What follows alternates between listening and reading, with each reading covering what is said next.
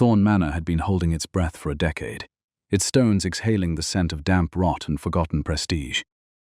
Within the airless confines of the mahogany-panelled study, Clarissa Thorne felt the weight of that silence pressing against her ribs as she stood before her mother. The room was thick with the cloying aroma of Lady Beatrice Thorne's French lavender.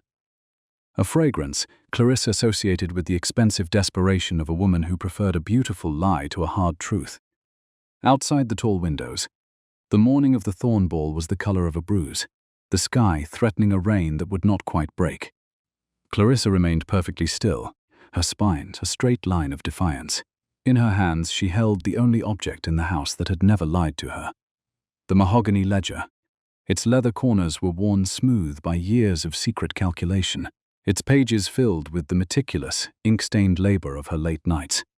It was more than a book of accounts. It was a map of their undoing, a scrupulous record of every gambling debt her father had left behind, and every extravagant silk her mother had purchased on credit since.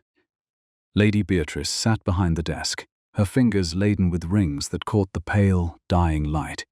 She looked at her daughter with weary disappointment. "The Marquis of Vane is a man of significant property, Clarissa," her mother said, her voice like the rustle of dry silk. "He has made his intentions clear. You will accept his hand tonight, or you will find yourself without a roof over your head. I will not have my daughter becoming an object of charity because of intellectual vanity. Lord Percival Vane is the only door left open to us." Clarissa did not look away. She placed the mahogany ledger on the desk with a sound that echoed like a gavel. "Vane is not a door, Mother. He is a creditor." She opened the book to a page marked with a thin black ribbon, the numbers written in her own precise hand. "He does not seek a wife. He seeks a final payment for the thousands you owe him. He is a man without a soul. I have balanced these books for 7 years, and they tell a truth you refuse to hear. We are insolvent. Marrying me to a debt-ridden gambler is not a solution. It is a surrender." Beatrice refused to glance at the numbers. She looked at Clarissa's ink-stained fingers with a sneer of revulsion. "You think these little marks on paper give you authority? They give you nothing but the bitterness of a wallflower. You will marry Vane, or I shall turn you out. I would rather see you wed to the beggar at our gates than see this family dragged through public bankruptcy." A sharp, cold clarity settled over Clarissa's heart. She was merely a line item in her mother's ledger of status, a commodity to be traded for a few more months of social relevance. "Very well," Clarissa whispered, her voice dangerously even. "If you value a title over integrity, then we have nothing left to say. You spoke of the beggar at the gate. Perhaps he, at least, is honest about his poverty." Clarissa turned on her heel and strode from the room, leaving the ledger open like an accusation. She moved through the cold hallways, her footsteps a rhythmic drumbeat against the faded carpets. She burst through the heavy front doors and onto the gravel drive. At the edge of the estate, where the iron gates stood like rusted sentinels, a man was sitting on a low stone wall. He was a sorrow wearing a man's coat, his clothes a patchwork of rags, grey and weathered as the sky above. He did not offer the practiced oily pleas of a vagrant. He simply sat there, staring at the horizon with eyes the color of a winter sea. Clarissa reached the gate, her heart hammering. She looked back at the manor and saw her mother's silhouette in the upper window, a dark shadow watching with cold calculation. Clarissa would not be a currency for Vane. She would not be the payment for a debt she did not owe. She turned to the man on the wall. He looked up, and for the first time she saw his face. He was younger than she had expected, his features sharp and aristocratic beneath the grime.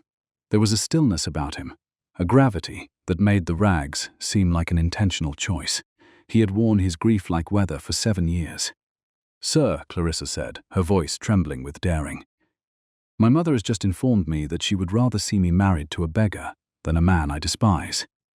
The man did not move, but his gaze sharpened, pinning her where she stood. He looked at her not as a beggar looks at a lady, but as an equal looks at a challenge.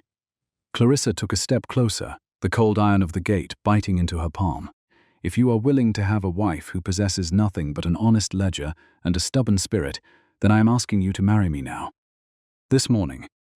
The man stood up slowly, unfolding his long, lean limbs with a grace that no beggar should have possessed.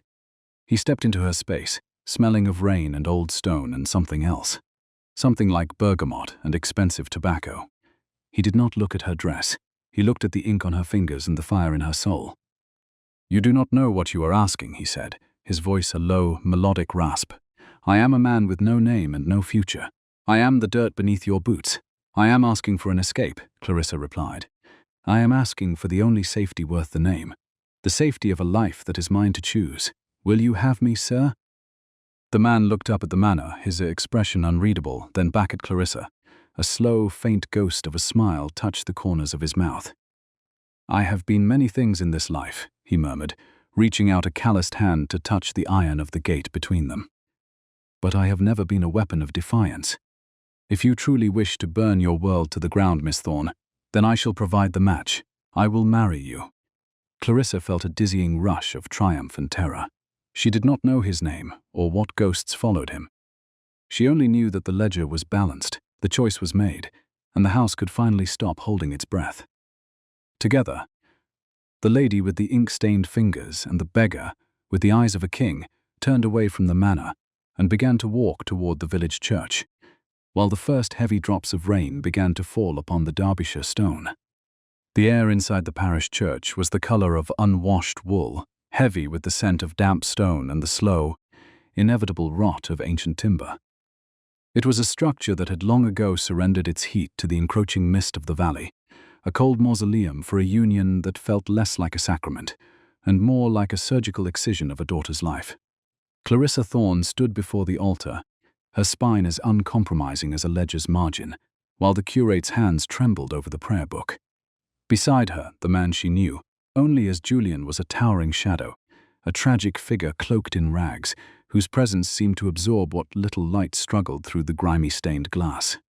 He remained a statue of tattered wool and silence, his head bowed, though the breadth of his shoulders suggested he was a man who had commanded regiments, not begged for crusts at a kitchen door. The curate's voice was a thin, reedy thing that cracked against the vaulted ceiling, and when the moment arrived for the vows, Julian's response was a low, resonant vibration, a sound that seemed to come from the very earth beneath the floorboards. It was not the voice of a man broken by the gutter, but Clarissa did not allow herself to dwell on the anomaly. She was a woman of arithmetic and cold resolve, and her current calculation was simple. Any life, even one of shared poverty in a gamekeeper's cottage, was preferable to the soul-crushing debt of a marriage to Lord Percival Vane. When the time came to attest to the union, she reached for the quill with fingers that did not shake, dipping the nib into an inkwell that held more sediment than fluid. The marriage certificate lay upon the scarred oak of the vestry table, a stark, unforgiving white against the gloom. As she pressed the quill to the parchment, the scratch of the nib sounded like a thunderclap in the oppressive stillness of the chapel. It was a transformative friction. The inaugural moment in 21 years that Clarissa Thorne had signed her name to a document that her mother had not dictated, vetted, or approved. With every loop of the C and every sharp descent of the T, she felt a tether snap. She was no longer a Thorne asset to be traded on the marriage market. She was a wife, bound to a stranger whose history was written in the grime of the London road, yet whose hand, when it took the pen from hers, moved with a terrifying, practiced precision. The ink was not yet dry when the heavy oak doors at the rear of the nave were flung open with a violence that sent a flock of nesting sparrows into a panicked frenzy. The sound of iron-shod wheels and the rhythmic clatter of carriage horses had been growing for minutes, though Clarissa had ignored them as one ignores the inevitable approach of a storm. Now, the storm was inside. Lady Beatrice Thorne marched down the centre aisle, her silk pelisse hissing against the stone like a nesting viper, her face a mask of aristocratic fury that threatened to shatter the very peace of the sanctuary. Her voice, when it broke the silence, was a jagged shard of glass, screaming for the curate to cease his blasphemy, for the ceremony to be undone by the mere weight of her indignation. Lady Beatrice reached the vestry threshold just as the curate was applying the sand to the fresh signatures. She paid no heed to the man in the rags. She glared at Clarissa as though her daughter were a ledger entry that had suddenly and inexplicably moved to the wrong column. Her breath came in sharp, jagged gasps, the scent of expensive lavender water clashing violently with the church's smell of wet slate and tallow. Without a word of greeting, the older woman lunged for the table. Her gloved hand hooked like a talon as she reached for the marriage certificate, her intention to tear the legal reality of the union into 1,000 meaningless scraps of paper before the ink could fully set. She did not succeed. Before her fingers could graze the parchment, a shadow moved, a swift, economical motion that possessed the fluid grace of a predator. Julian Ashford did not strike, nor did he shout. He simply stepped between the mother and the table, his massive frame creating an impenetrable wall of coarse wool and granite-like stillness. He placed one large, calloused hand flat upon the altar, shielding the document beneath his palm. The movement was so sudden, so infused with an innate sense of territorial right, that Beatrice was forced to stumble back, her heels catching on the uneven stone floor as she looked up into the face of the man she had intended to use as a tool of humiliation. Julian lowered his head slightly, his grey eyes catching the flickering candlelight with a cold, metallic glint.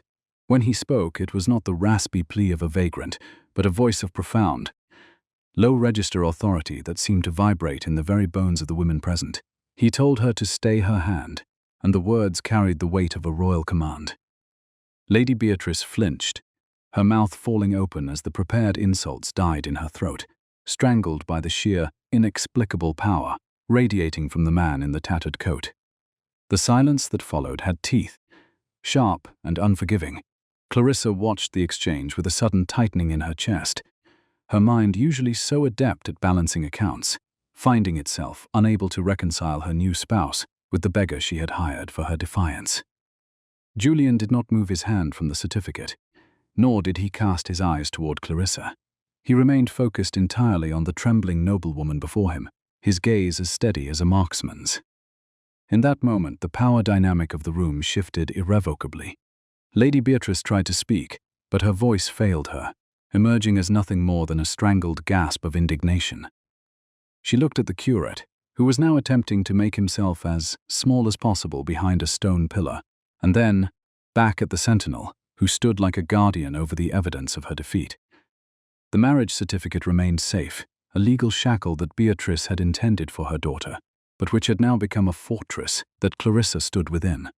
Clarissa reached out, her ink-stained fingers brushing the rough wool of Julian's sleeve, and for once she felt a cold, dawning realization that in her haste to burn down her mother's world, she had invited a fire into her own that she did not know how to extinguish.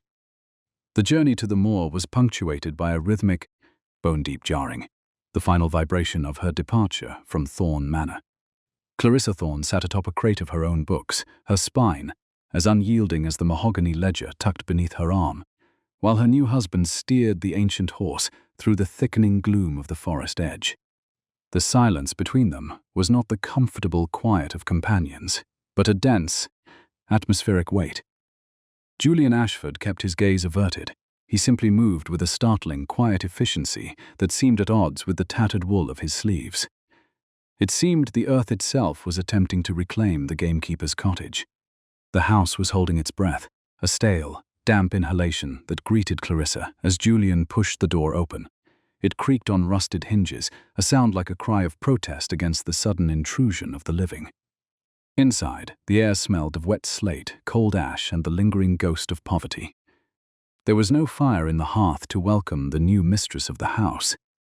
There was only the hollow stare of an empty room and the rhythmic drip of water hitting a cracked flagstone in the corner. Clarissa stood in the center of the floor, her silk pelisse, a remnant of a world that no longer claimed her, looking absurdly bright against the pervasive grey.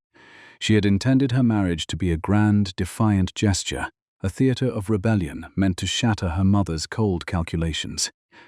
But as the dampness began to seep through the soles of her thin slippers, the romance of her defiance was replaced by the unforgiving arithmetic of survival.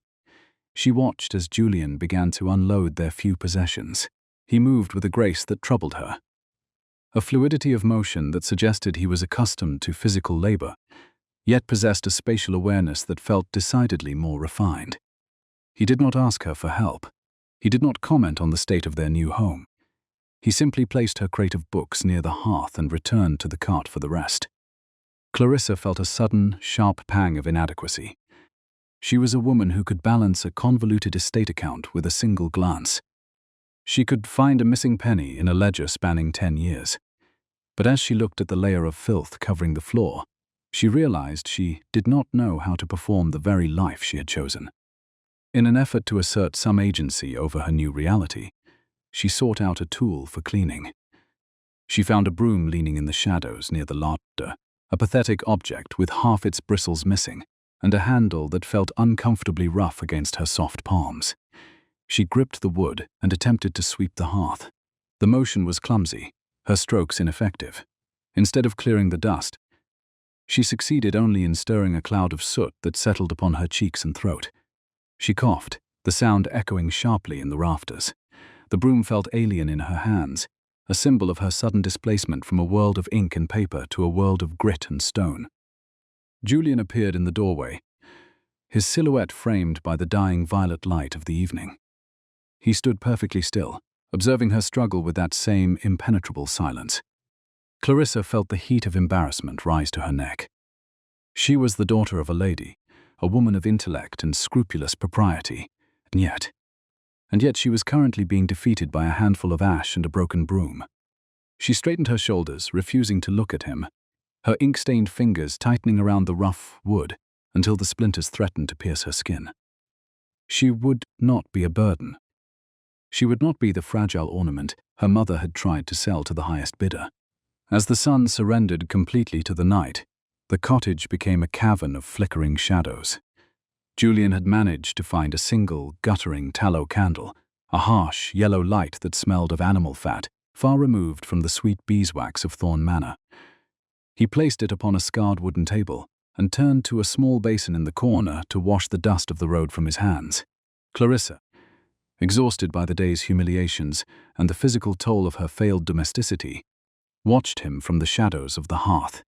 He had removed his heavy coat, leaving him in a thin linen shirt that had seen better decades. As he leaned over the basin, the fabric pulled tight across his shoulders, revealing a strength that was lean and functional, rather than decorative. He moved the cloth over his neck and chest with a focused, weary intensity. It was then, as the candlelight caught the movement of his hands, that Clarissa saw it, a flash of silver, bright and incongruous against his weathered skin. It was suspended by a simple, grime-darkened cord around his neck, a heavy ring, thick and ornate, dangling for a brief second before Julian realized his shirt was open too far. He moved with a sudden, sharp reflex, tucking the object back beneath the linen with a hand that shook, just a fraction. As he did so, but the image was already seared into Clarissa's mind. It was the silver signet, a piece of craftsmanship far too fine for a vagrant at a gatehouse. She recognized the weight of it, the way the metal had reflected the candle flame with a cold, aristocratic authority. "What was that?" she asked, her voice sounding thin and brittle in the quiet room. Julian froze. He did not turn to face her immediately. He gripped the edges of the basin, his knuckles white against the dark wood. When he finally looked at her, his grey eyes were like a sky that has not decided whether to clear, cool, distant, and layered with unspoken grief. "A keepsake, madam," he said, his voice a low rasp that seemed to vibrate in the very floorboards. "A remnant of a dead master. It is of no value to anyone but myself." He spoke with a precision that belied his rags, a careful guarding of his consonants that Clarissa found increasingly suspicious. She watched him, her mind already beginning to count the inconsistencies, to audit the man standing before her just as she would a fraudulent ledger. A beggar did not possess a signet of such quality. A beggar did not lie about a piece of silver with such a desperate, trembling urgency. "You lie with the practiced ease of a gentleman, Julian," she said, her voice dropping to a level of intellectual sparring. He did not answer. Instead, he blew out the candle, plunging the room into a darkness that felt as thick as velvet. The silence, it seemed, had teeth. As Clarissa lay down upon the hard, unfamiliar cot in the corner of the room, she realized that the vagrant she wed to defy her mother was a mystery far more dangerous than the poverty she had feared. She had sought a weapon for her rebellion. She had found instead a secret wearing a man's name. Autumn arrived at the edge of the Thorne estate not as a gentle season of harvest, but as a relentless creditor demanding payment in warmth and light. The stone dwelling, which Clarissa Thorne now called home, was a structure that seemed to be holding its breath against the encroaching damp. It was a small, crouched building of grey stone and rotting thatch, its windows like cataract-filmed eyes staring out at the skeletal trees. Inside, the air smelled of ancient peat smoke and the sharp metallic tang of the ink Clarissa used to balance her meagre accounts. She sat at a scarred deal table, her spine as straight as a ledger line, refusing to acknowledge the cold that had begun to seep through the soles of her thin slippers. To admit the cold was to admit the hardship, and she would sooner freeze than grant Lady Beatrice the satisfaction of a single shiver. The arrival of Lord Percival Vane was heralded by the arrogant spray of mud against the door, as his carriage lurched to a halt in the overgrown yard. When he stepped over the threshold, he did not remove his hat. He treated the small room as though it were a kennel, an unfortunate necessity to be endured. He was a study in practiced elegance, his forest green frock coat perfectly tailored to hide the narrowness of his chest, and his cravat tied in a knot so intricate it seemed designed to stifle any breath of honesty. He looked around the room, at the flickering tallow candle, the bowl of thin gruel, and the peeling plaster, with a sneer that felt like a physical weight. Lord Percival Vane did not sit. Indeed, he looked at the two simple rush-bottomed chairs as though they might infect his person with the very poverty they represented. Instead, he stood over Clarissa, leaning his weight onto a silver-topped cane that caught the dim light. He looked down at her, his eyes tracing the path of a smudge of ink on her cheek with clinical distaste. Without a word of greeting, he used the tip of his cane to point toward her feet, nudging the hem of her worn wool dress to reveal the scuffed leather of her shoes. It was a gesture of profound psychological warfare, a silent declaration that she was no longer the lady of the manor, but a creature of the dirt. The silence, it seemed, had teeth, and Vane let it gnaw at the atmosphere for several long moments before he spoke. His voice was a thin, reedy thing, sharpened by the habit of command and the desperation of his own mounting debts. He informed Clarissa that Lady Beatrice was willing to overlook this grotesque theatrical display of rebellion, provided Clarissa came to her senses immediately. He spoke of an annulment as though it were a gift, a legal erasure of the man Clarissa had wed in that cold, damp chapel. Vane leaned closer, the scent of expensive snuff and stale wine clinging to him, and whispered that a woman of her intelligence should know when a gamble had failed. He offered her a return to the silk-lined walls of Thorne Manor, a restoration of her status, and his own hand in marriage if only she would sign the papers he had brought. He held them out like a lure, his eyes gleaming with the predatory hope of a man who saw Clarissa not as a woman, but as a solvent to his financial ruin. Clarissa did not reach for the papers. She did not even look at them. She kept her gaze fixed on the mahogany ledger before her, her ink-stained fingers resting lightly on the edge of the table. She told Lord Percival Vane that she found the air in the cottage, however damp, to be remarkably free of the stench of hypocrisy that permeated her mother's drawing room. Her voice was level, a truth-telling instrument that refused to waver under his scrutiny. She reminded him that she was a wife in the eyes of the law and the church, and that she would not trade her integrity for the comfort of a gilded cage, nor would she tether her life to a man whose only virtue was his ability to spend money he did not possess. The rejection hit Vane like a physical blow. Turning his face a mottled, angry red, he began to pace the small room, his cane clattering against the uneven floorboards as he ranted about her debasement. He was leaning over her again, his hand raised in a sharp, agitated gesture, when the door to the cottage creaked open, admitting a gust of freezing night air and the tall, silent shadow of the figure who had come to protect, not mock. Julian Ashford did not enter the room so much as he reclaimed it. He was still dressed in the rough, salt-stained rags of his beggar persona, his hair a tangled mass of dark gold, and his hands calloused from heavy labor. Yet, as he stood in the doorway, the frame seemed too small for him. He looked like a monument to despair, a figure of granite and shadow who possessed a gravity that made Vane's frantic posturing seem pathetic. Julian said nothing at first, his grey eyes, the colour of a sky that had not decided whether to clear, locking onto the cane that Vane still held near Clarissa's shoulder. Vane threw a silver coin onto the floor, a shimmering insult intended to dismiss the man as one would a barking dog. Julian ignored the coin.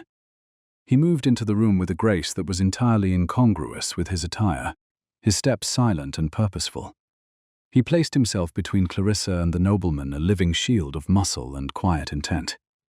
When he spoke, it was not the rasping plea of a mendicant, but a voice of such resonance and authority that Vane actually took a half-step backward in confusion.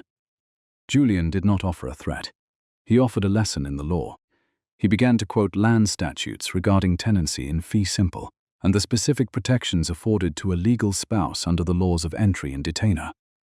His vocabulary was precise, his logic as sharp as a surgeon's blade.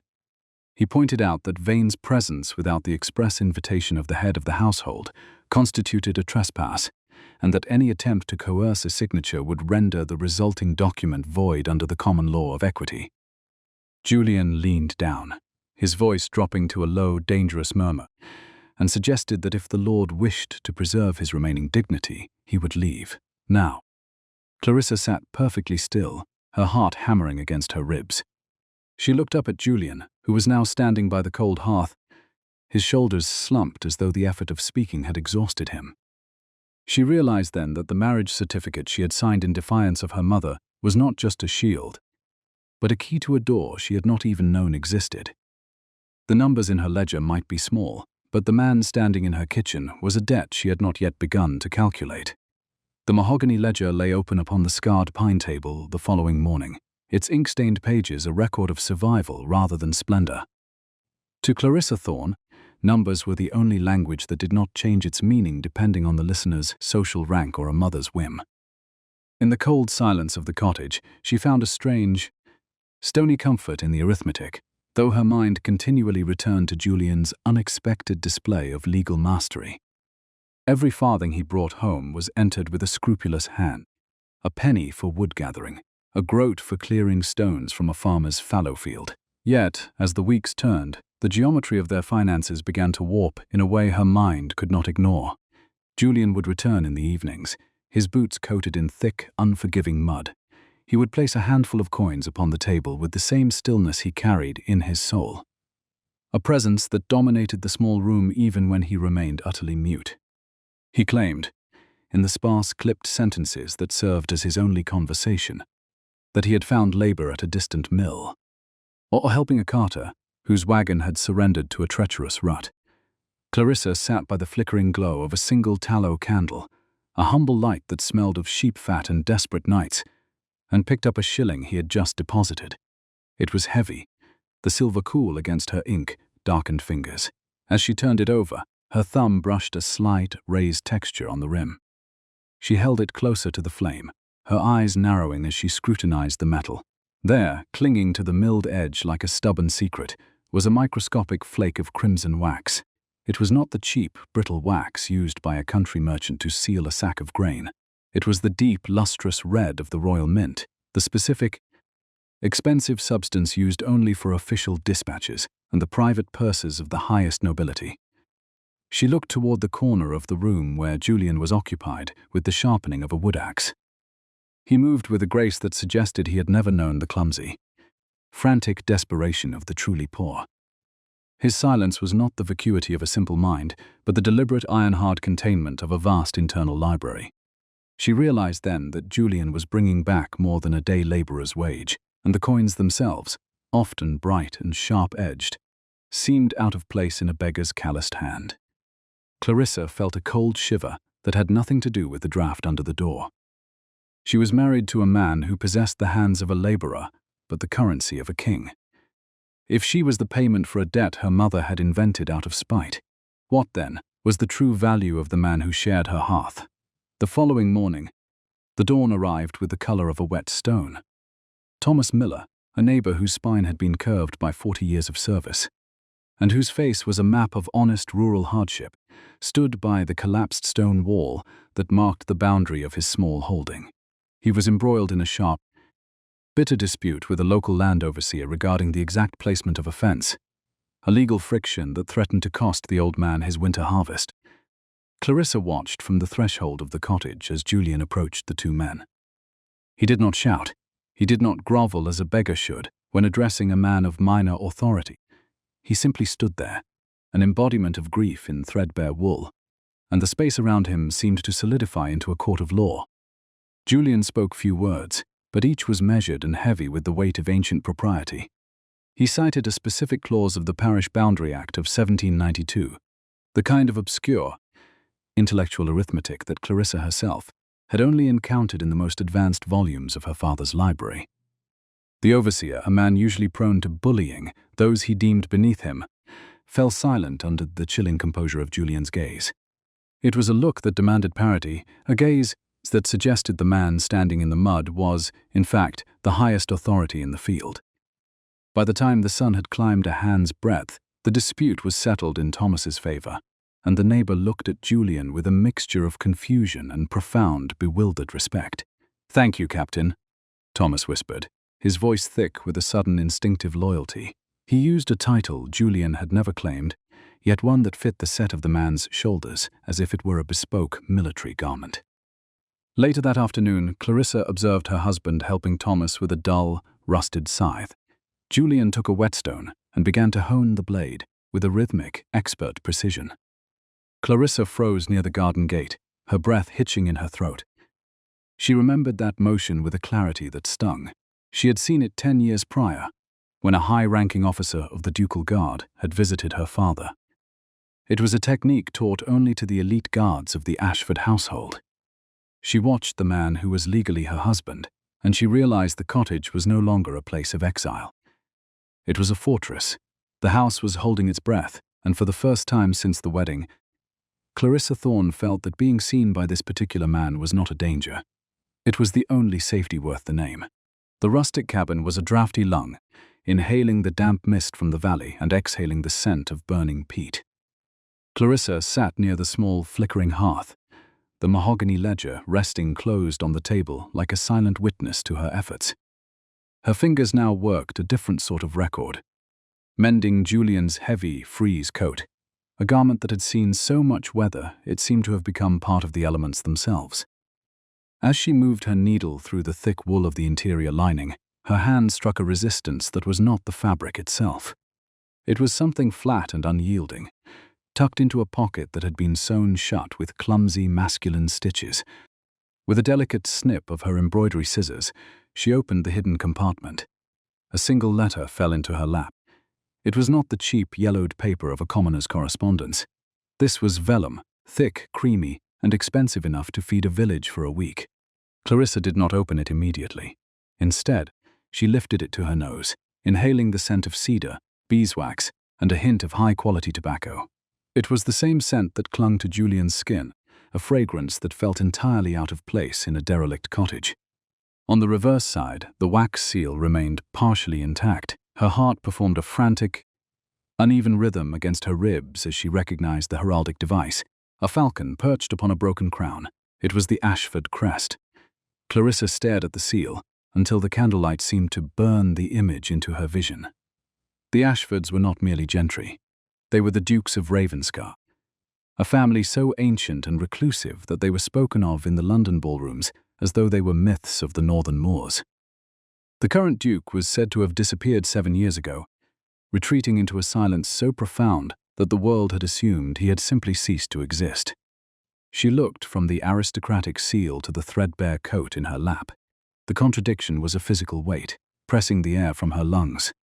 Julian was no vagrant. He was a secret wrapped in rags, a man who had worn his grief like weather for 7 years, and she had married him without ever looking at the face behind the mask. The silence of the cottage, it seemed, had teeth.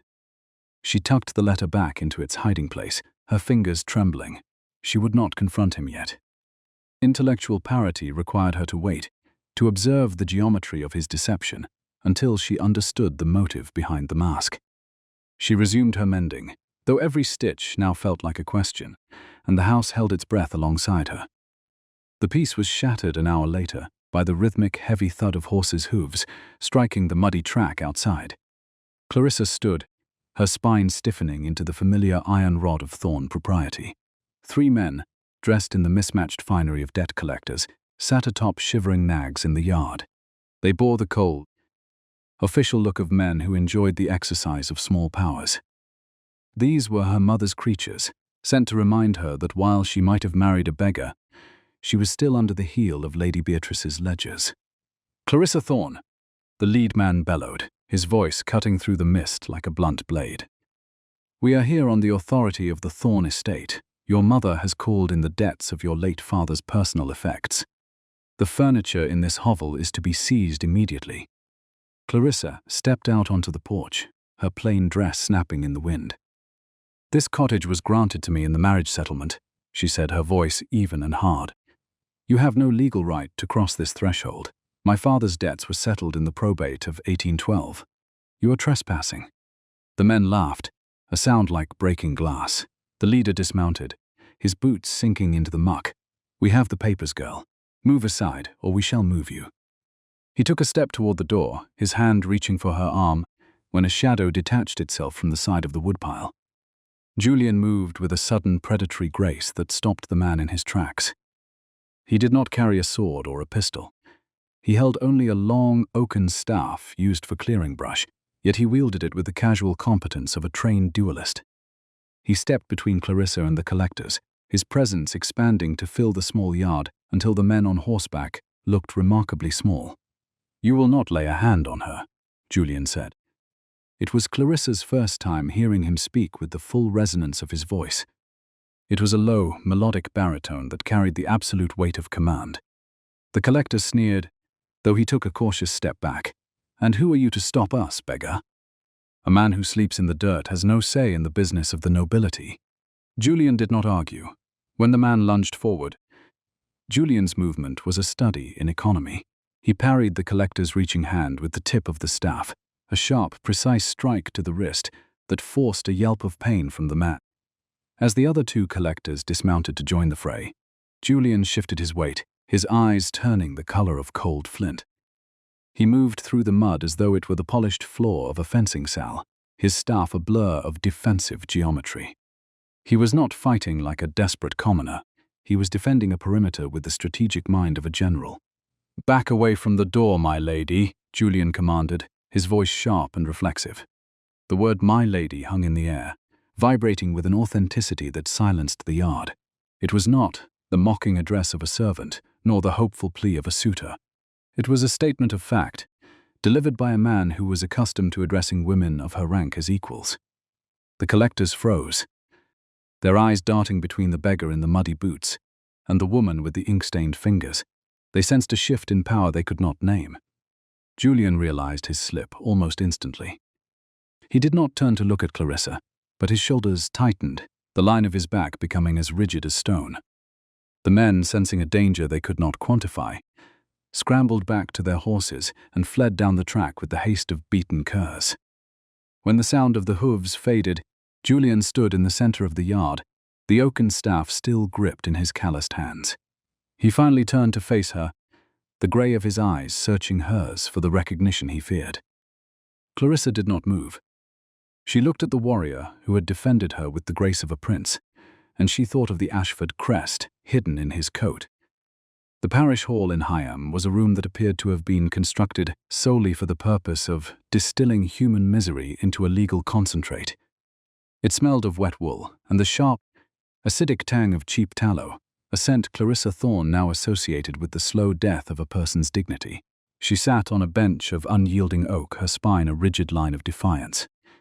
To her right sat the man the world called a beggar, though to Clarissa he had become the only honest thing in a landscape of lies. Julian Ashford did not look like a man facing the dissolution of his life. He sat with a stillness that was almost unnatural, his eyes fixed on the far wall, as though the proceedings were merely a play he was watching from a great distance. Lady Beatrice sat opposite them, a portrait in violet silk and righteous indignation. She avoided glancing at her daughter. She looked through her, her gaze fixed on the judge with the unwavering confidence of a woman who believed the law was simply another domestic servant to be commanded. Beside her, Lord Percival Vane was less composed. He was a man made of nervous ticks and expensive linen, adjusting his cravat every few seconds until the silk was frayed by his own agitation. His fingers fluttered like trapped moths against the mahogany of the railing. The contrast between the two sides of the room was stark. A predatory bird and a preening peacock on one side, and on the other, a woman and a man who looked like a walking tragedy. The magistrate, a man whose face was a map of deep-set wrinkles and weary indifference, cleared his throat, the sound echoing like a stone dropped into a dry well. The petition for annulment is based on the grounds of gross misrepresentation and the status of the defendant as a common vagrant, he intoned, his voice lacking the fire Beatrice clearly desired. Clarissa felt a surge of cold fury, a heat that started in her ink-stained fingers and moved to her chest. She reached out, her hand finding Julian's in the open space between them. It was a move born of raw impulse, a public declaration of a bond that she was only beginning to understand in the quiet hours of the cottage. His skin was rough, a topography of hard labor and weathered endurance, but as her fingers closed around his, he did not flinch. Instead, his grip was steady, an anchor of granite in a sea of shifting sand. She looked at Vane, whose palms were visibly damp as he wiped them against his breeches, and she felt a grim satisfaction. She had chosen the rock over the wreckage. When the time came for the defendant to stand in the prisoner's dock, the hall fell into a silence so heavy it seemed to have teeth. Julian rose with a grace that the rough, patched wool of his coat could not hide, stepping into the enclosure as though it were a podium of state rather than a cage for the destitute. Beatrice leaned forward, her lips curved in a thin, triumphant smile, waiting for the beggar to stammer or prove himself the animal she had named him. Vane leaned back, a smug sneer playing on his features, confident that a man who lived in a crumbling hovel would be crushed by the weight of a formal court. Julian, however, simply stood, his grey eyes fixed on the judge, waiting for the first lie to be spoken. But Julian did not speak of his poverty. He did not plead for the sanctity of marriage or offer a defense of his character. He waited until the judge invited him to address the bench, and then he leaned forward, his voice cutting through the stuffy, airless room with the sudden, cold clarity of a winter bell. Before the court proceeds with the testimony of Lady Beatrice, Julian said, and the sheer, unyielding authority in his tone caused the judge to start. I would suggest the bench examine the jurisdictional headers on the summons presented this morning. He pointed a steady finger toward the stack of papers on the clerk's desk, his movements precise and entirely devoid of the frantic energy of the destitute. The parish of Higham has not held the rights of wardship or legal jurisdiction over the Thorne lands since the royal decree of 1798. You are attempting to annul a legal contract over which this court has no sovereignty. The silence that followed was absolute, the kind of silence that precedes a storm. The magistrate, an older man, with spectacles perched precariously on the bridge of his nose, frowned and pulled the heavy ledger of local statutes toward him. The sound of the yellowed pages turning was deafening in the stagnant air. Lady Beatrice went pale, the violet of her gown looking like a bruise against the waxen white of her skin. She looked at Vane, but the man was staring at Julian with a dawning sickly terror. The law, as Clarissa had always known, was a ledger that could not be cheated. The house of their deception was not merely holding its breath, it was beginning to crumble. Julian remained standing, a man in rags who commanded the room with more power than a king, while the judge continued to stare at the records as if searching for a way to deny the truth that stood before him. The silver signet lay upon the scarred pine table. Later that evening, a heavy, unblinking eye of metal that seemed to absorb what little light the tallow candle provided. It was a cold, demanding object, a stark contradiction to the humble surroundings of their modest lodging. Clarissa Thorne stood by the hearth, her ink-stained fingers trembling slightly as she watched her husband. The smell of wood smoke and damp slate filled the small room. But tonight the atmosphere was thick with a different sort of weight. It was the weight of a story with too many missing pages. She had found the ring hidden amongst his possessions, and now the truth sat between them like a physical barrier. The Ashford crest was not the mark of a vagrant. It was a symbol of power that had existed since before the Thorne name had even been whispered in the halls of London. "Are you a thief, Julian?" The question was sharp, cutting through the stillness like a blade. Clarissa did not want the answer to be yes, but the alternative was far more frightening. If he was not a thief, then who was the stranger she wed in a fit of pique? Who was the individual she invited into her bed and her life, believing him to be the lowest of the low? She waited, her heart hammering against her ribs, her mind frantically calculating the cost of this revelation. Julian did not answer with words. Instead, he reached out. His hand, calloused by the heavy labor he had performed to keep them fed, closing slowly around the silver. For a moment, he simply held it, the metal disappearing into his palm. Then, with a deliberate, haunting grace, he slid the signet onto his right ring finger. It was a small gesture, yet it acted as a catalyst for a metamorphosis of posture that stole the breath from Clarissa's lungs. The transformation was instantaneous. The slight slouch of the beggar, the defensive curve of a man who had spent 7 years avoiding the world's gaze, vanished. Julian's spine straightened into a line of iron rectitude. His shoulders squared, his chest broadening as if to meet an invisible opponent. Most terrifyingly, his chin lifted. Not with the arrogance of a common bully, but with the innate practiced authority of a man accustomed to the absolute silence of a room when he entered it. His grey eyes, usually clouded with a melancholic fog, sharpened into cold, piercing steel. Clarissa felt a sudden, visceral urge to step back. She had married a beggar to defy her mother, seeking a man who was a void, a nobody who could not control her. Instead, the man looking at her now was a powerful, dangerous ghost of a nobleman who seemed to tower over the small kitchen. The silence, it seemed, had teeth, and it was biting deep into the foundations of the life she had tried to build. "You are no beggar," she whispered, the realization settling in her gut like lead. Julian looked down at the ring on his finger, then slowly, almost painfully, he slid it off and placed it back on the table. The authority did not entirely leave him, but the hardness in his eyes softened into something more fragile. He did not deny her accusation. He did not beg for her understanding. He simply looked at her as if she were the only solid thing in a world made of smoke. The tension remained, a shimmering curtain between them, as they eventually moved toward the evening meal. The storm outside had settled into a monotonous rhythm against the thatched roof, the rain a steady percussion that grounded them in the present. Clarissa moved with mechanical precision, her mind still reeling, her intellectual scrupulousness demanding that she reconcile her familiar companion with the imposing aristocrat she had just glimpsed. She set a loaf of brown bread and a small crock of butter upon the table, the simple fare a sharp contrast to the high-stakes drama of the previous hour. Julian took the bread. He did not tear at it with the desperate hunger of the destitute, nor did he handle it with the carelessness of the unrefined. He took the knife and made a precise, ritualistic cross in the crust before breaking it with his hands. It was a gesture so specific, so tied to the protocols of the High Court, when a host broke bread with an honored guest, that Clarissa's heart skipped a beat. She had seen her father do the same when a member of the royal family had once graced Thorne Manor. Julian's hands, despite the dirt beneath the nails, moved with a terrifyingly familiar elegance. "I am hiding, Clarissa," he said, his voice a low vibration that seemed to come from the very floorboards. It was the first time he had spoken since the confrontation. There was a betrayal in the capital, a matter of honor, and a grief that I thought would be my ending. I did not intend to be found, certainly not by a woman who looked at a beggar and saw a weapon to use against her mother. His words were sparse, heavy with subtext, each syllable a debt he was paying to the truth. He did not give her his name, but he gave her a piece of his soul, a shard of the betrayal that had sent him into the wilderness.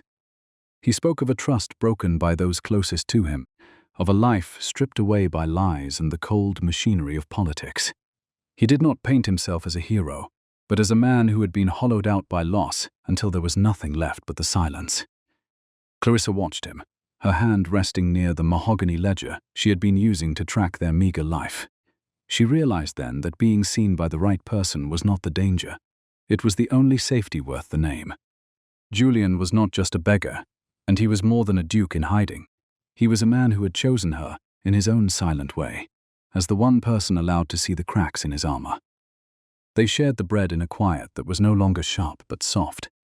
It was a fragile bubble, woven from half-truths and a shared sense of displacement. Clarissa knew that the storm was coming, that her mother and Lord Vane would not let them remain in this sanctuary. But for now, the cottage was warm. The house was no longer holding its breath. It was exhaling, a long, slow breath of mutual recognition that promised something far more enduring than a title. Julian Ashford was still a mystery, but as he reached across the table to touch her hand, Clarissa knew that the ledger of their lives was finally beginning to balance. Lady Beatrice Thorne sat in the drawing-room of Thorne Manor, a space that had begun to smell of dust and the bitter, sharp scent of scorched tallow. The house itself seemed to be thinning, its grand facade unable to hide the skeletal debt that rattled within its walls like a cold wind through an empty ribcage. Across from her, Lord Percival Vane was obsessively cleaning his signet ring with a silk handkerchief, his movements jerky and lacking the grace of a man truly comfortable with his station. The gold was soft, the crest shallow, a fitting emblem for a man whose pedigree was as frayed as the velvet of his waistcoat. The law is a tiresome instrument when it is used against one's own interests, Beatrice remarked, her voice like the sliding of a heavy mahogany drawer. She did not look at Vane. She looked instead at a portrait of her late husband, a man whose only virtue had been his timely departure from the world and its ledgers. The marriage is ironclad. My daughter has seen to that with a scrupulousness that I find, quite frankly, insulting. She has tethered her fate to a vagrant, and in doing so, she has locked the doors to the Thorne coffers against me. A vagrant who possesses a strange tongue and a spine of granite. Vane spat, finally ceasing his polishing. He held the ring up to the dying light of the fire. He spoke to the judge as if he were holding court. There is something constitutionally wrong with that man, Beatrice. He does not cower. If we cannot dissolve the bond through the courts, then the bond must be dissolved by nature. A widow, Lady Beatrice is a far more malleable creature than a rebellious wife. Beatrice's eyes narrowed, the skin around them crinkling like ancient parchment. Nature is slow, Percival. And Clarissa is resilient. She has spent her life managing the accounts of this house, finding pennies where there were none. She understands the weight of a debt, and she knows that currently you are a very heavy debt indeed. You need her dowry to satisfy your creditors before the month is out. Vane leaned forward, the shadows of the room carving deep, hollow lines into his face. Then we shall not wait for nature. The road to that wretched woodland hut is isolated. It is a place where accidents are frequent. If the beggar is removed, if he simply ceases to occupy the space he has stolen, Clarissa will have nowhere to turn but back to this house. She will return to the protection I am prepared to offer her. For a price, of course. The silence that followed was heavy with the stench of malfeasance. It was the silence of a trap being set. Beatrice did not protest. She did not even flinch at the suggestion of violence. She simply smoothed the heavy silk of her skirts, her expression as unreadable as a closed ledger. "Ensure it is done with some measure of propriety," she said softly. "I will not have a scandal staining the Thorne name further. If the man is to disappear, let him do so as quietly as he arrived." Outside the manor, the air had turned the color of a fresh bruise, all deep purples and cold, biting grays. Clarissa Thorne walked the perimeter of the estate, her boots sinking into the mud that seemed determined to pull her back into the earth. She was heading toward the humble cottage, a place that should have felt like a prison, but had instead become a sanctuary of difficult, honest labor. As she approached the bend in the road near the old stone bridge, the sound of voices reached her, hushed, jagged tones that tore through the evening mist. She paused, pressing her spine against the damp, rough bark of an ancient oak tree.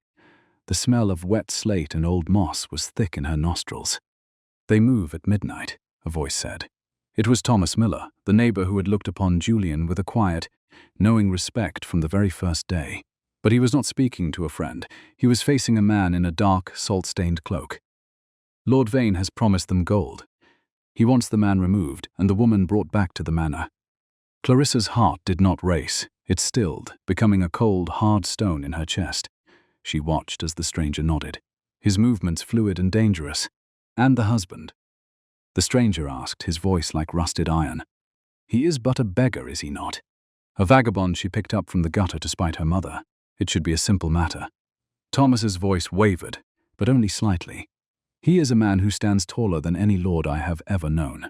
If you value your life, you will tell your master that he is hunting a wolf, not a rabbit. The man in the cottage is not what he seems." The stranger laughed, a sound like breaking glass, and disappeared into the lengthening shadows of the forest. Thomas remained for a moment, his head bowed, before turning back toward his own small farm. Clarissa stood in the deepening dark, the architecture of her soul shifting once again. She could run. She could return to the manor and throw herself at her mother's feet. Or she could warn the man who had looked at her and seen not a ledger of debts, but a person. In 7 years, he was the only one who had truly looked at her face. Clarissa turned away from the manor, her spine straightening, until it was as rigid as the laws she had mastered. She began to run, her breath coming in sharp bursts, her feet finding the path through the dark with a certainty she had never known. The beggar was her husband, the only honest room she had ever occupied. Clarissa ran until the air in her chest felt like shards of broken glass. The English night was an unforgiving mistress, wrapping around her in a shroud of grey mist that tasted of ancient stone and impending winter. She had seen them, 4 men in dark greatcoats near the old oak bridge. They were mercenaries hired by Lord Percival Vane to erase a mistake that could not be legally undone. She burst through the door of the small domicile, her breath coming in ragged gasps. "Julian!" she cried out, the name a jagged prayer. "We must go, they are in the woods." The single tallow candle on the scarred pine table was burning with a steady, defiant flame. Julian was sitting there, his broad shoulders squared, his head bowed over a familiar object. It was the mahogany ledger. Clarissa froze, her hand still white, knuckled on the door latch.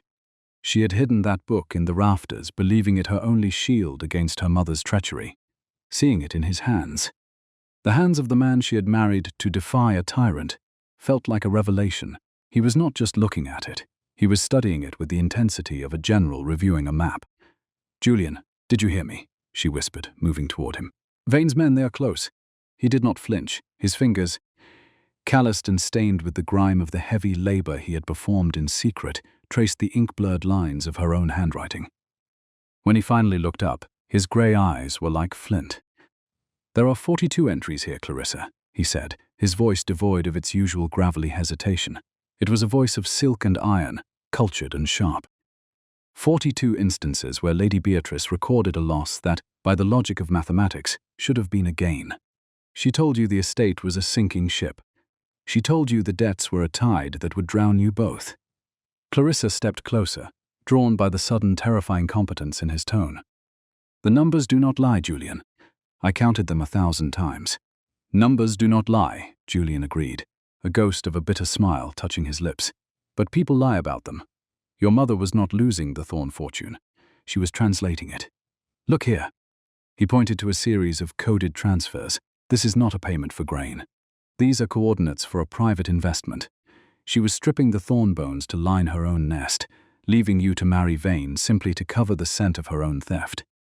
The silence that followed was heavy, pressing against Clarissa's ears. She looked at the man she thought she knew, a silent, broken thing she had plucked from the mud, and saw instead a mind that was scrupulous, surgical, and utterly superior. "Who are you?" she breathed, the question finally breaking through her fear. A beggar does not see the subtext of a ledger. Julian stood, and the small room seemed to shrink around him. He moved with a grace that the rags could no longer hide, a stately, disciplined presence that felt as though it belonged in the halls of Westminster. "I am a man who has spent 7 years in a grave of his own making, Clarissa. But it seems the world is not finished with me yet." The revelation was cut short by the sound of a horse's whinny, followed by the heavy, rhythmic thud of boots on the damp slate path outside. The mercenaries had arrived. The air in the cottage grew cold, as if the house itself were holding its breath, bracing for the impact of violence. Clarissa reached for the heavy iron poker near the hearth, her spine straight despite the tremor in her knees. "Stay behind the table," she commanded, her voice thin but sharp. "I will tell them you are not here. Clarissa." The way he spoke her name stopped her heart. It was not a plea. It was a command, delivered with the absolute authority of a man who had led thousands. He stepped into the center of the room, and for a moment the flickering candlelight caught the hard, aristocratic lines of his jaw and the cold fire in his eyes. "Go to the larder," Julian said, his voice dropping into a register of terrifyingly calm authority. "Lock the door. Do not come out until the silence returns." "I will not," she retorted, her fingers tightening on the iron. "They will kill you, Julian. You are one man." "I have everything I need," he interrupted, stepping toward her. He did not take the poker from her. He simply looked at it and then at her with such profound, weary wisdom that she felt like a child holding a wooden sword. "You have played the protector for long enough, Clarissa. You married a beggar to defy a mother. But you chose a man who has worn his grief like weather for 7 years. I know how to handle wolves." He reached out, his hand hovering near her cheek for a heartbeat, a gesture of restraint and sudden, thawing hope, before he turned toward the door. The men outside were shouting now. One of them kicked the door, the wood groaning under the blow. Julian did not flinch. He did not reach for a weapon. He simply walked to the door and placed his hand on the latch. He looked over his shoulder one last time, his grey eyes fixing her with an intensity that made her feel truly seen for the first time in her life. 100, Clarissa. Count to 100, and do not look out the window." He pulled the door open and stepped out into the night. The mist swallowed him instantly.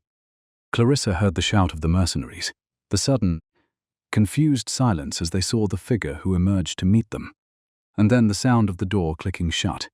She stood there, the iron poker heavy in her hand, the mahogany ledger open on the table, and began to count. The mud outside the rural shack was an unforgiving landscape of grey and brown. The 3 men who emerged from the shivering tree line were not the bumbling debt collectors Lady Beatrice usually employed. They were mercenaries whose loyalty was a liquid commodity. They moved with a practiced, predatory rhythm, their boots squelching in the muck as they fanned out to encircle the man standing before the threshold. Julian did not retreat. Instead, he stood with a stillness that was not the paralysis of fear, but the cold, arithmetic calculation of a commander. Clarissa watched from the doorway, her fingers white-knuckled against the frame. But the man she saw in the yard was not the beggar who had accepted her hand 3 months prior. His spine was a line of unyielding iron. When he spoke, his voice cut through the damp air like a tempered blade. "Corporal Graves," Julian said, his tone shockingly even, "I see the years have not been kind to your posture, though they have certainly improved the quality of your coat." The man in the center, a brute with a scar that bisected his left eyebrow, halted. The mockery died in his throat as he squinted through the gloom. There was a precision in the way Julian held his head, a memory of authority that triggered a dormant instinct in the mercenary's muscle memory. "I do not take orders from vagrants," the man spat, though his grip on his cudgel loosened. "You take orders from Lord Vane, whose credit is as thin as the ice on this pond," Julian countered, stepping forward into the light of the guttering candle. "And you serve him because you believe his coin is the only currency available to you. You are mistaken. You served under the Ashford colours at San Sebastian. I recognize the mark on your wrist. You were a man of the 10th, a company that did not hunt women in the night for the sake of a gambler's debt." The silence that followed was heavy with the scent of wet wool. Julian spoke names: Sergeant Miller, the heights of Nivelle, the specific losses of a forgotten skirmish, and with each syllable, the mercenaries seemed to shrink. He did not offer them violence. He offered them a better contract from the Ashford estate, a promise of a sovereign's wages, and a chance to return to respectable service. The authority in his voice was so absolute that the men did not even look at the cottage again. They withdrew into the shadows not as defeated enemies, but as men who had suddenly remembered who they were. Julian remained in the yard, his chest rising and falling in the slow, measured cadence of a soldier. He did not turn to Clarissa. He seemed to be waiting for something else, something the wind was carrying toward them from the main road. The sound reached them before the sight did, the rhythmic, thunderous beat of 4 high-bred horses, and the heavy, grinding rumble of a carriage that did not belong in this desolate corner of the world. It was a sound of immense wealth. Clarissa stepped out into the mud, her lantern trembling in her hand. The carriage was an obsidian spectre bearing the royal crest and the unmistakable gilding of the Ashford dukedom. It did not stop at the gates of Thorne Manor. It lurched and groaned its way down the narrow track toward their humble cottage. When it finally came to a halt, a footman in immaculate, silver-laced livery leaped from the back, his polished boots sinking instantly into the filth of the yard. He did not hesitate. He paid no attention to the rotting thatch of the roof. He opened the carriage door, and a messenger in the king's own colours stepped out. The man looked at the figure in the muddy rags, the man Clarissa called her husband. and did not see a beggar. He saw a sovereign who had been lost to the world for 7 years. The messenger sank to one knee, his velvet cloak dragging in the thick black mud. He bowed his head low, his voice ringing out with a terrifying formal clarity. "Your Grace," the messenger said, his breath hitching in the cold, "the regency is at an end. Your presence is required at Ravenscar. The king has summoned you." Julian stood before her, the silver signet now visible, where it hung from the cord at his neck. He looked at her, and finally, she saw the full weight of the weather he had been wearing, the grief and the terrifying power of an aristocrat who owned her mother's world. The vagabond she wed to defy her mother was gone. In his place stood a ghost of the peerage whose name was a law. Clarissa realized that in her attempt to escape a cage, she had walked directly into the heart of a kingdom. The twilight was the color of a fresh bruise as the carriage came to a halt at Thorne Manor. Clarissa Thorne felt the vehicle sway with the measured grace of the Ashford lineage.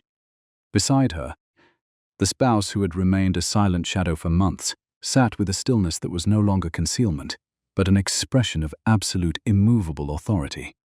Julian Ashford, the Duke of Ravenscar, looked at his wife, his grey eyes holding a warmth meant for her alone. He reached out and took her hand, his fingers tracing the inkstains that marked her knuckles, a testament to the life they had shared. He led her toward the great oak doors, his heavy ducal cloak sweeping the stone like a gathered storm. The doors did not merely open. They were surrendered. The footman, a man who had spent the last year treating Clarissa with casual neglect, found himself staring into a face he had only seen on minted coins. The boy's jaw seemed to unhinge as Julian stepped into the foyer without a word of introduction, his presence dominating the space until the marble floor seemed to shrink in his wake. Julian moved with a predatory grace, a man who had worn his grief like weather for 7 years and had finally stepped out into the sun. He did not wait to be announced.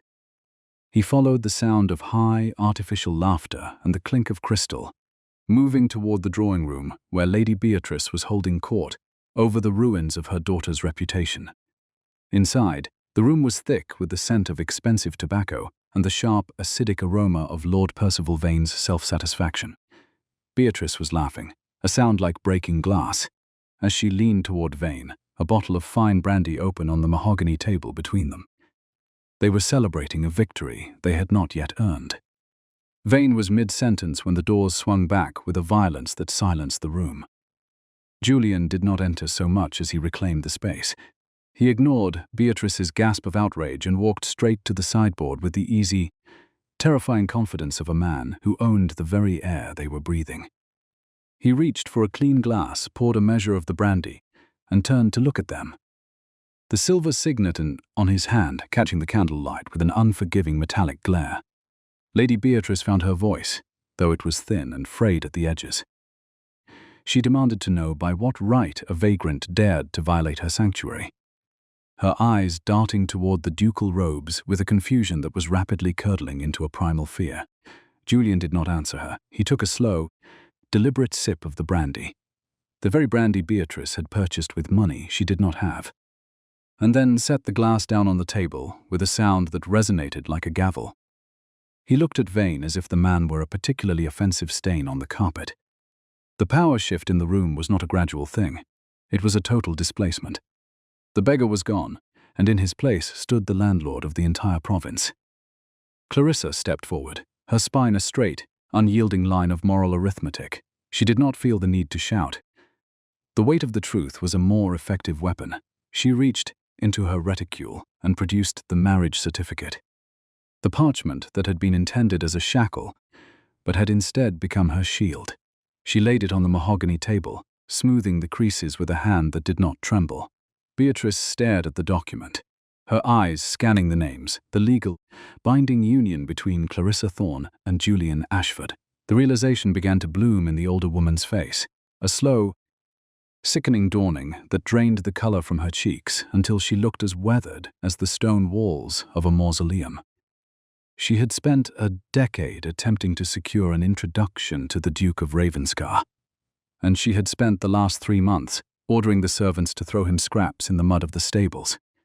The irony of the title was a blade that Clarissa wielded with scrupulous precision. She looked at her mother, seeing the way the woman's hands clawed at the lace of her sleeves as if trying to hold on to a status that was dissolving like salt in the rain. Clarissa explained that by forcing this marriage to defy her daughter, Beatrice had inadvertently granted Clarissa the one thing the mother had always coveted: an unassailable, sovereign power. Beatrice had sought to marry Clarissa to a debtor to hide the family's insolvency, never imagining that the man she treated as a non-entity was the only soul capable of saving the estate, or destroying it. The house was holding its breath, waiting for the final, catastrophic collapse of a facade that had been maintained through lies and the labor of others. Beatrice did not offer an apology. She did not have the vocabulary for it. She saw the way Julian looked at Clarissa with a respect that Beatrice had never granted another living soul, an intellectual parity that was more galling than any loss of wealth. Beatrice's knees buckled from the crushing weight of her own failure. She collapsed into a heap of expensive silk and wasted ambition, her head striking the arm of the sofa as the room spun into darkness.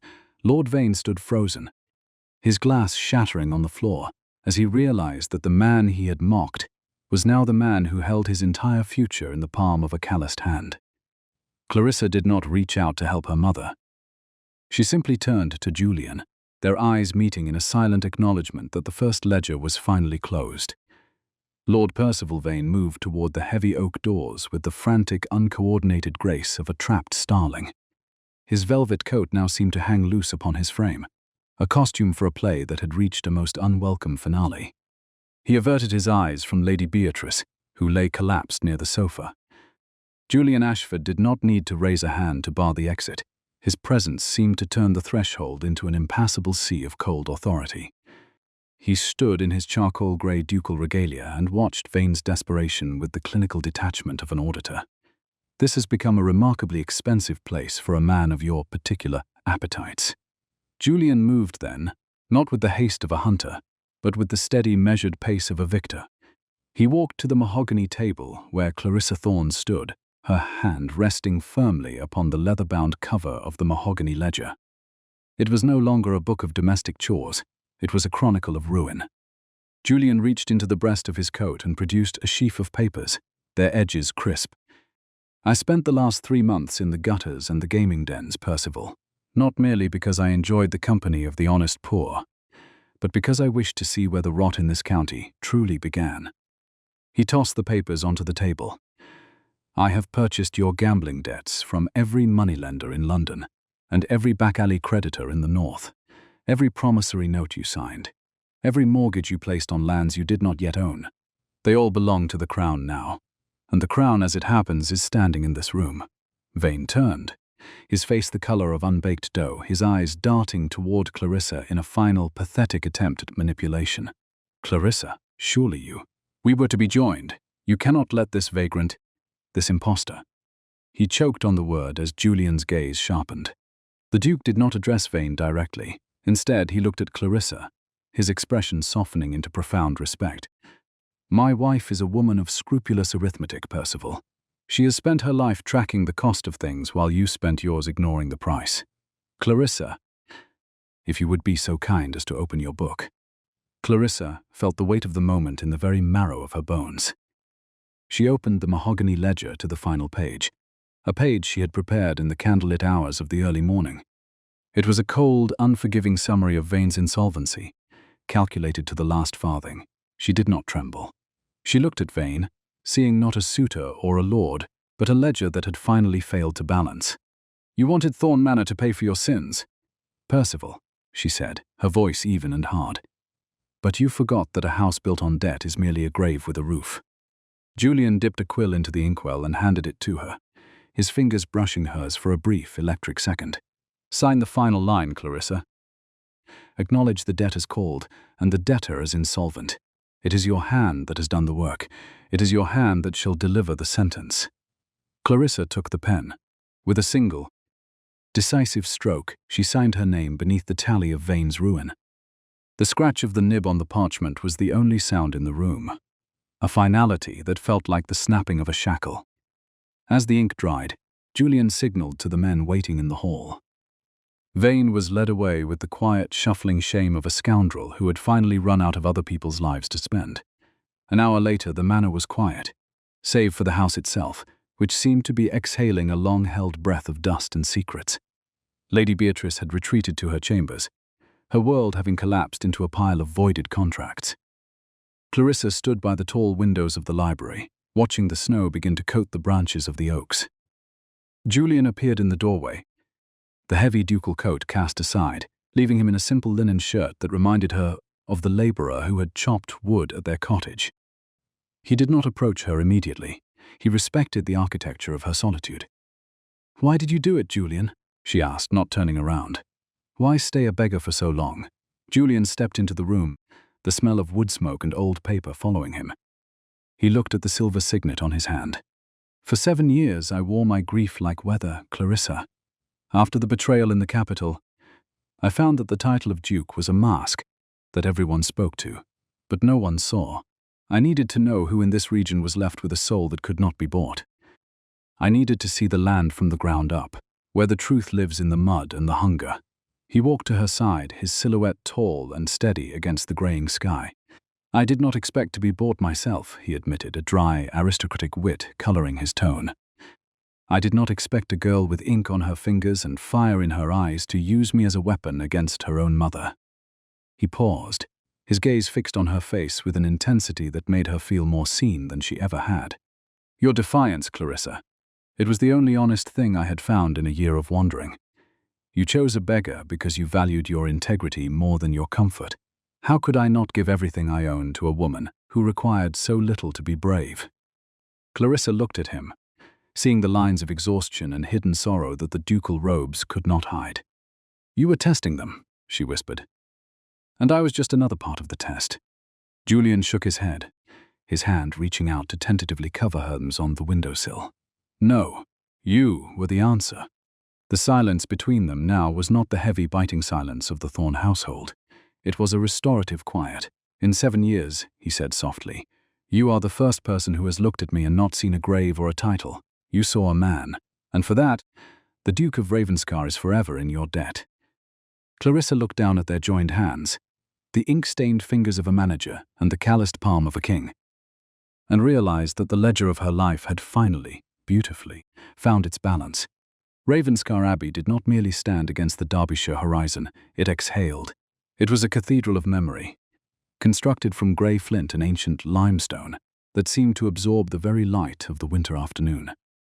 As the ducal carriage rolled through the massive iron gates, Clarissa Thorne felt the familiar, cold squeeze of apprehension. Here the ceilings were vaulted so high they appeared to contain their own internal weather, and the portraits of Ashford ancestors glared down with the collective suffocating weight of 5 centuries of propriety. Beside her, Julian Ashford sat in a silence that was no longer a cage, but a sanctuary. He was dressed now in midnight blue silk, his presence commanding enough to dwarf the shadows of the great hall. Yet, as Clarissa looked down at her own fingers that still felt the phantom grit of the cottage garden, she felt like a ghost haunting her own victory. The transition from the meagre dwelling to this sprawling fortress was a chasm she did not know how to cross. To the world, she was the miraculous duchess who had discovered a diamond in the mud, but internally she felt like an imposter.